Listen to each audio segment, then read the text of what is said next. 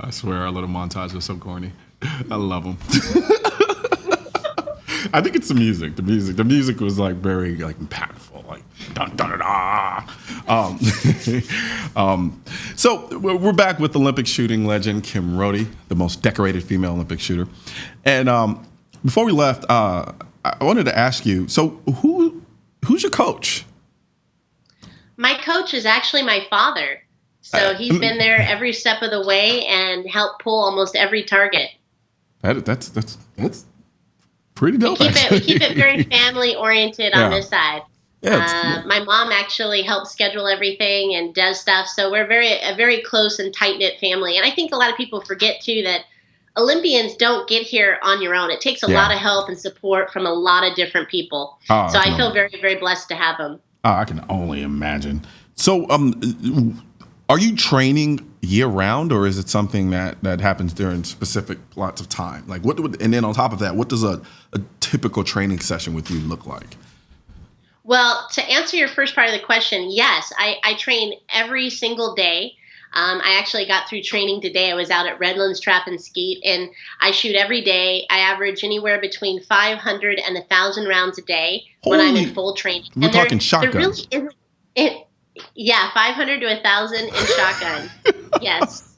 Just a little bit of shooting. Yeah, just a little, just a tad. See, like if you told me that, like in terms of like shooting a handgun or a rifle, you know, I was like, okay, yeah, but like a shotgun, yeah, that's epic. It's a 12 gauge over and under Beretta that I'm shooting, so it's none of the small stuff. We like the big stuff. So, so how's that? We're really going after those targets. What can I say? How's that shoulder holding up?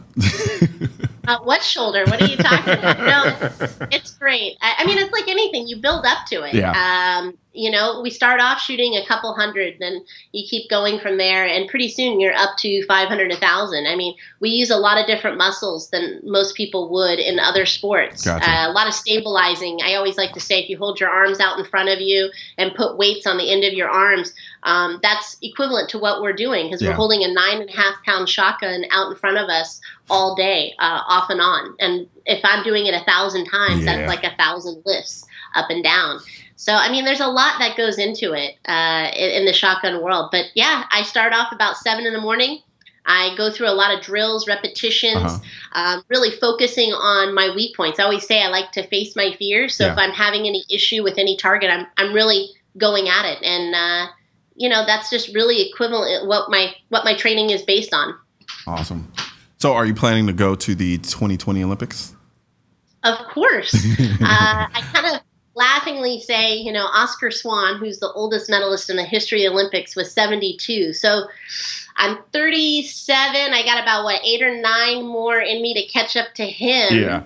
So 2048? Yeah. You going to be there? No. Yeah, let's hey, I'll be rooting for you. Let's do it. Let's pass him up. That's the beauty.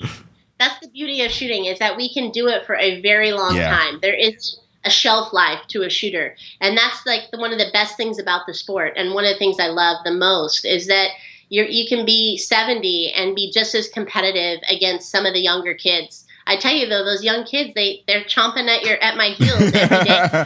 Fantastic shots out there, and I couldn't be prouder. No, you gotta let those young kids know who the OG is.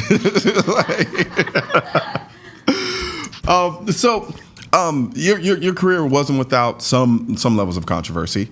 There's unfortunately the issue with you being incredibly pro-gun, incredibly pro-Trump, and in the field and the lane that you're in, you would think it would be a great thing, but apparently not so much. What kind of obstacles or difficulties have you encountered as a result of kind of your more ideological aspects of shooting versus what you actually do in the Olympics?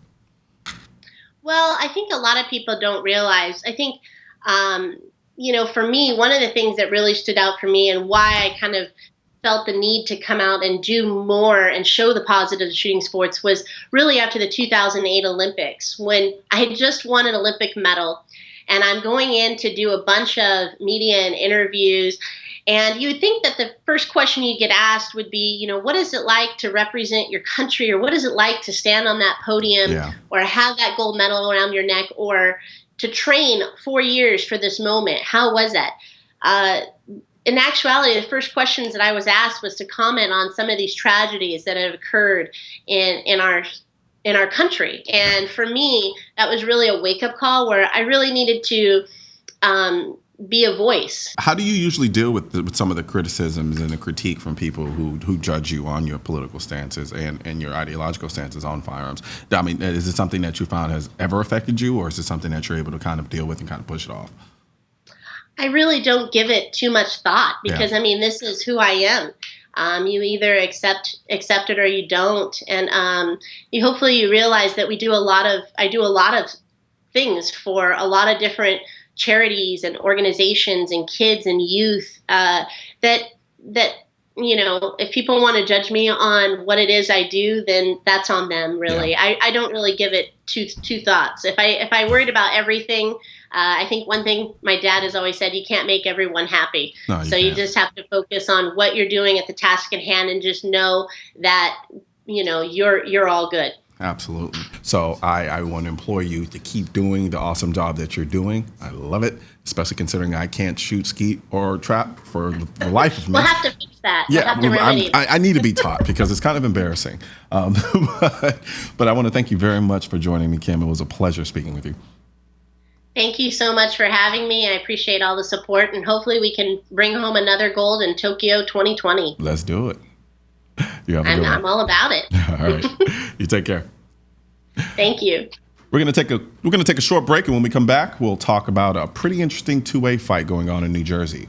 Well, it is New Jersey.